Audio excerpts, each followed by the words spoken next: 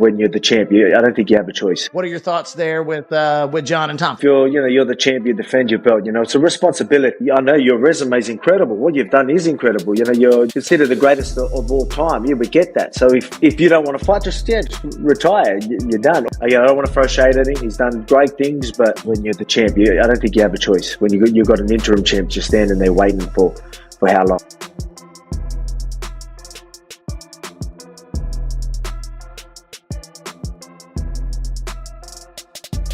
It looks like Jon Jones has come out of retirement and is now back to focusing on Aspinall. The two-time winner has made it clear that he is not done with the sport yet, even though he has been away from it for only 2 weeks. Not if there is a chance of fighting in the White House. That statement, which came with a sense of closure and thought, feels more like a stop than a clear break now. The official first step in any UFC comeback is to re-enter the testing pool. On the same day that he did this, Donald Trump made a big claim that he would hold a UFC fight at the White House, which sparked new rumors and confirmed what many fans had already thought. Jones won't be done until he's done the way he wants. 2. Hey, I'm Scott Johnson, host of Going Ringside. Now, Jon Jones may be coming out of retirement for the chance to be involved in the White House UFC fight on the next 4th of July. Jon Bones Jones putting on X that, he's re-entered the testing pool. This only lasted about 2 weeks. He told the people in Iowa what he was planning for the event while standing in front of them. We'll have a UFC fight on the grounds of the White House. There is a lot of land for us. It will be done by Dana. That little off the cuff offer instantly sends shockwaves across the MMA world. No other president has ever made such a powerful and beautiful connection between national pride and the UFC. Trump, age 79 and returning in the White House as the 47th president, plans to use MMA and its top players as focal points for America's 250th anniversary celebrations on July 4th, 2026. In his opinion, nothing screams American dominance louder than Jon Jones fighting on the White House grounds, in front of a 2,500-person live crowd and millions more watching around the world. UFC White House is crazy, dude. How's that even a thing? Is that allowed? How is Donald even allowed to do that? It'd be kind of gangster, though. Chandler versus McGregor. It'd be kind of gangster. Aspinall. Jon Jones wants to fight on it. Classic. Back in the testing pool after 2 weeks. Bro is a troll and a half. He's not having his title back. That just can't be happening. Ulberg Roundtree would be sick. Strickland Adesanya. Sick. Derek Lewis, Tai Tuivasa in the prelims is crazy. Jones' social media activity since the announcement suggests that he was either aware of the situation or seized the chance as soon as it came. On X, he wrote, "Fighting in the White House. I recently re-entered the testing pool, which ran around 2 weeks. We figured we would keep everyone's choices open." That post alone sent fans into a rage, despite his public retirement and the standard 6-month wait. It's a planned play. Drop out, leave gracefully, and return only when the stakes are historic. For a man who's already achieved everything inside the cage, a White House battle in front of the entire world is the only prize left to pursue. So Jon Jones just got up and left after this Nelk interview. This has to be a joke. Surely Dana is going to have to strip Jon Jones because this can't keep happening. Like, you're the heavyweight champion, it's your job to defend the belt. And if you don't want to defend it, then retire. It's so strange to me. It's strange how the UFC keeps defending him. He's still the heavyweight champion but won't fight. And what is he expecting by going on all of these media tours when people bring up the question of Tom Aspinall? Like, he's on a media tour. The most obvious and poetic matchup for that stage is with Tom Aspinall. Jones' choice to walk away last year left the UK interim heavyweight champion hanging. The UFC tried to set up a unification match, pitting the British juggernaut against the most decorated American MMA fighter of all time, but Jones pulled the plug. Aspinall, by all accounts, earned the shot. He smashed opponents, kept his calm, and despite his status as interim champion, found himself in the unusual situation of being the best man standing, but having no one to fight. When Jones retired, Aspinall's title was only accepted in name. He never got the vindication that comes with defeating the man who everyone feels is the true champion. If Jones returns, that affirmation may come in the most theatrical way possible, on the grounds of the White House, on July 4th, in front of Donald Trump. That's the hard thing about giving opinions on this, because it's just opinions. Like, we don't know the facts of what's going on behind the scenes. We don't know what's been said from Jon's side or Aspinall's side, and I do give Aspinall the benefit of the doubt, believing that if he didn't think the Jon Jones fight was going to happen, like, he probably would have taken another fight.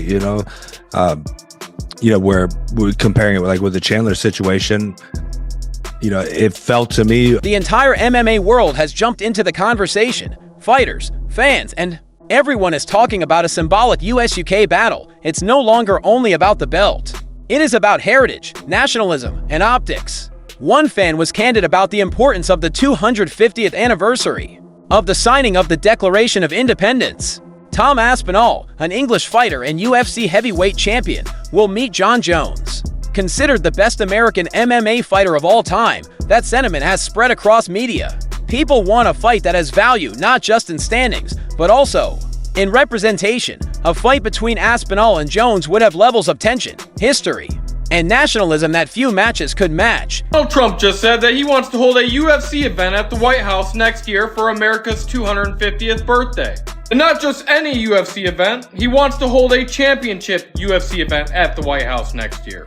And this got me thinking, what a perfect time for Jon Jones to come out of retirement and fight Tom Aspinall at the White House next year for America's 250th. Other candidates that have been suggested include Conor McGregor, Kayla Harrison, Amanda Nunes, Colby Covington, Sean Strickland, and Ilia Topuria. Jones versus Aspinall continues to dominate the talk. Kayla Harrison is the lone American UFC champion with a win over Juliana Pepa at UFC 316. However, she does not have the same worldwide recognition as Jones. Her submission win was dominant. But Jon Jones is a famous figure in the sport, controversial, flawed, and unbeatable. Harrison's star has yet to shine as brightly as Bones' shadows, despite her ability and burgeoning recognition. Say, what's new with you? Kinda weird, but Trump wants to host a UFC fight in the White House. I have so many questions, but let's start with why. So next year in 2026 is our 250th birthday. And because of that, Trump wants to make a huge celebration and he wants to make it unforgettable. So he was like, how about we hold a UFC fight in the White House? And UFC is okay with that? Oh yeah, Trump is good friends with Dana White, who is the boss of UFC. Back in 2001, Trump helped Dana White and let him use his casino, Trump Taj Mahal, to host a UFC event. And Jones' track record adds to the fire. This isn't merely a comeback after a short retirement. This marks a return to a legacy that has been contaminated, elevated, questioned, and admired. He's been suspended, tested, and doubted, but he's still undefeated in terms of what happens inside the cage. His triumph versus Stipe Miocic in November 2024, despite being classified as a routine stoppage, was another display of dominance. The man knows how to win even when he isn't forced to. In many ways, his absence following that fight made Aspinall's rise feel incomplete. Aspinall didn't win the title, he was given the remainder.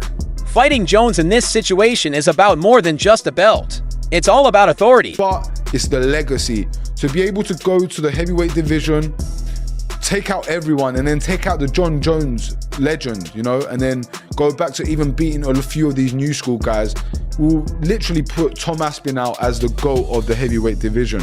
But it's the legacy of being able to go to the heavyweight class, take out everyone, then take out the Jon Jones legend, and then go back to beating a handful of these new school guys that will actually crown Tom Aspinall as the heavyweight division's greatest fighter.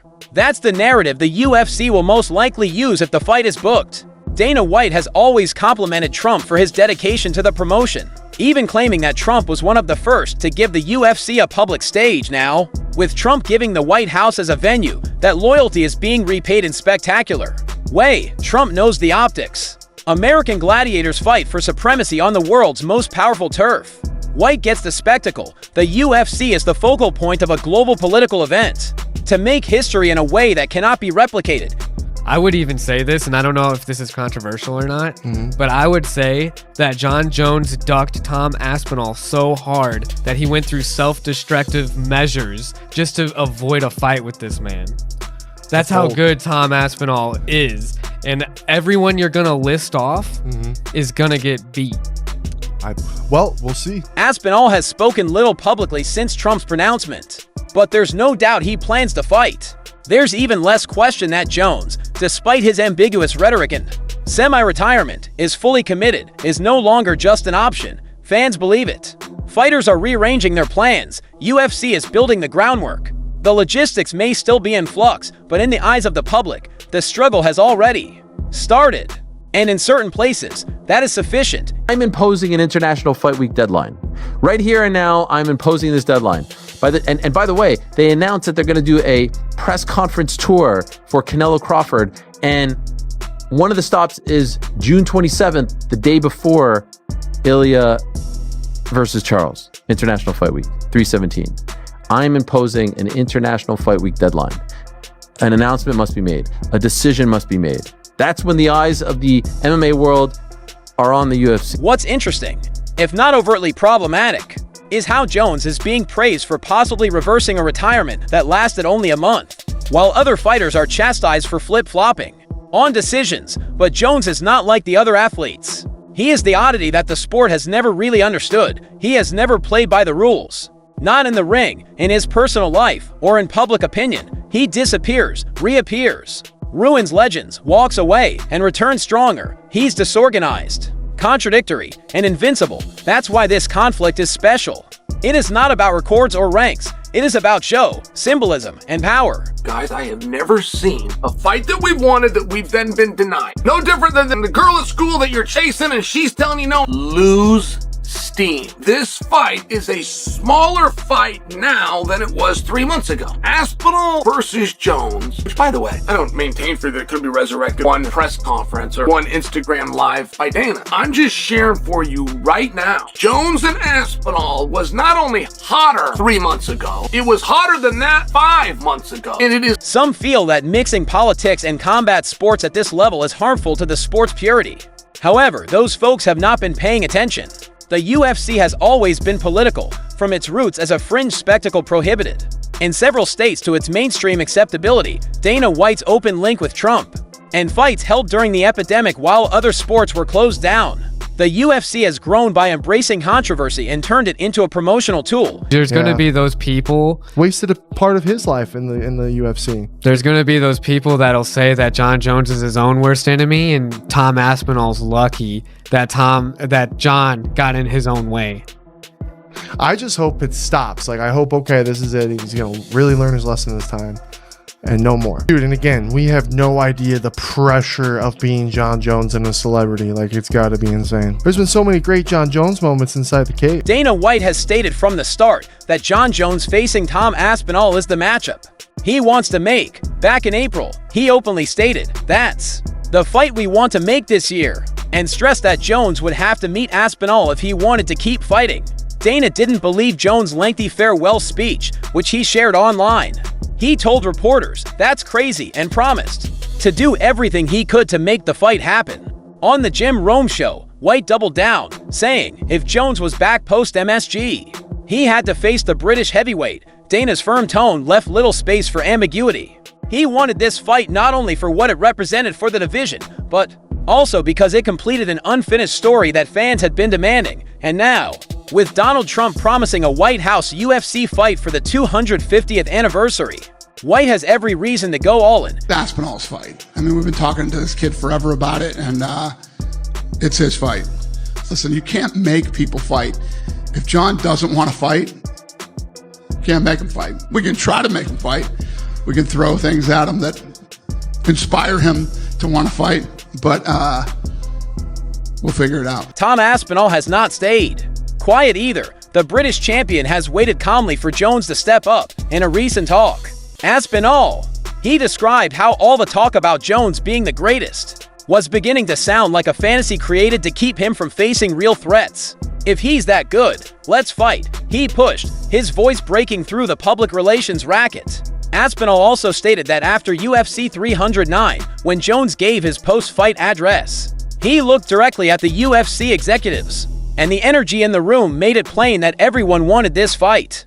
But when it didn't materialize and Jones decided to walk away, Aspinall didn't hold back. He made it clear that, while the promotion focused on legacy and marketing, he was standing there as the world's best current heavyweight, waiting. But what did you make of it when you heard John calling out Alex of all people?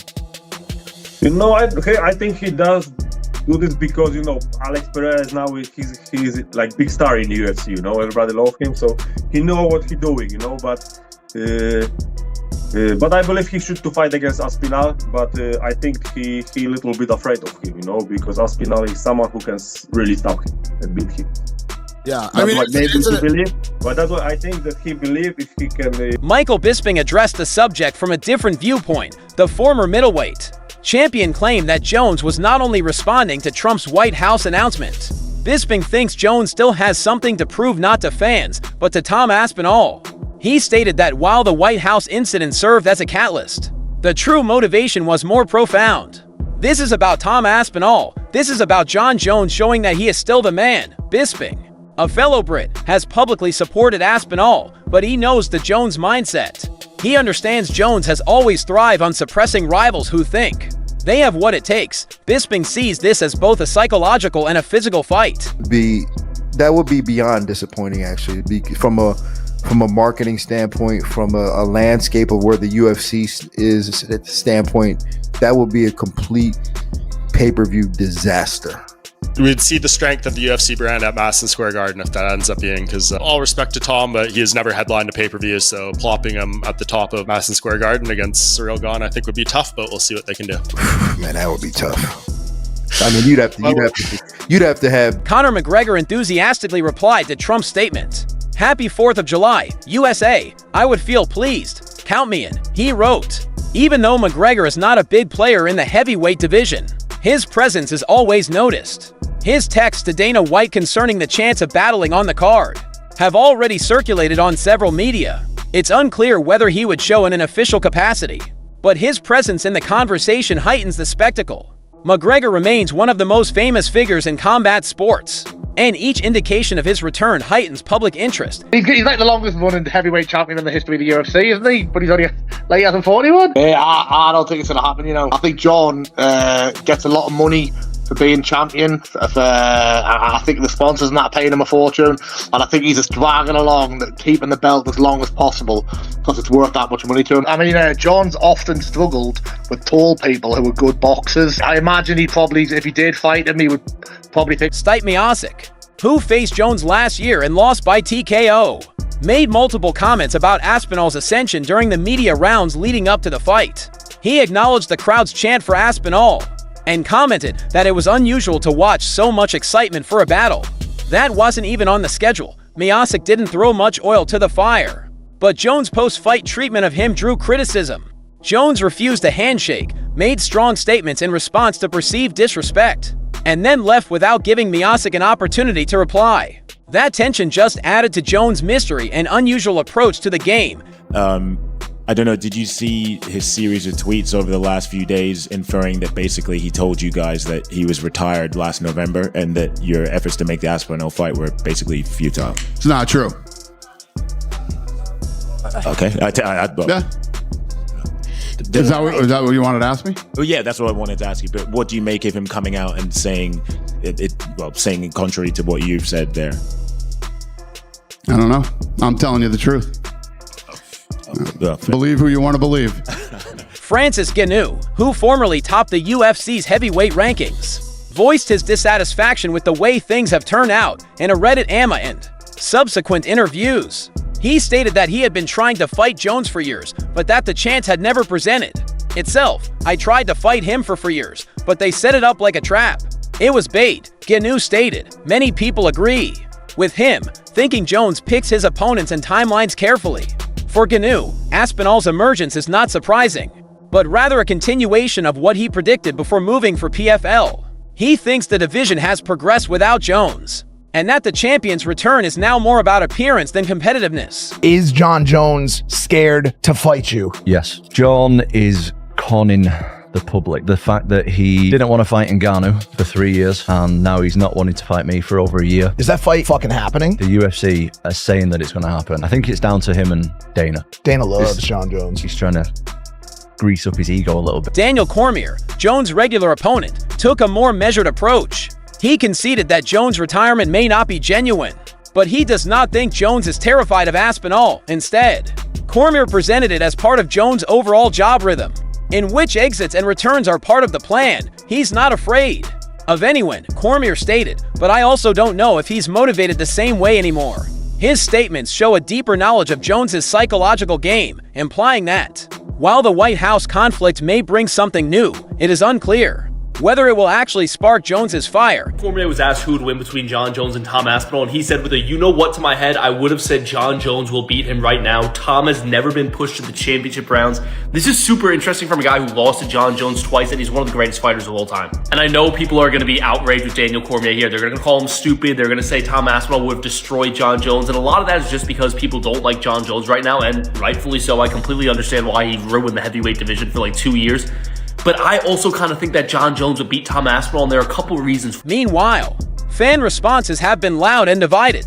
Many people think Jones has ducked Aspinall long enough.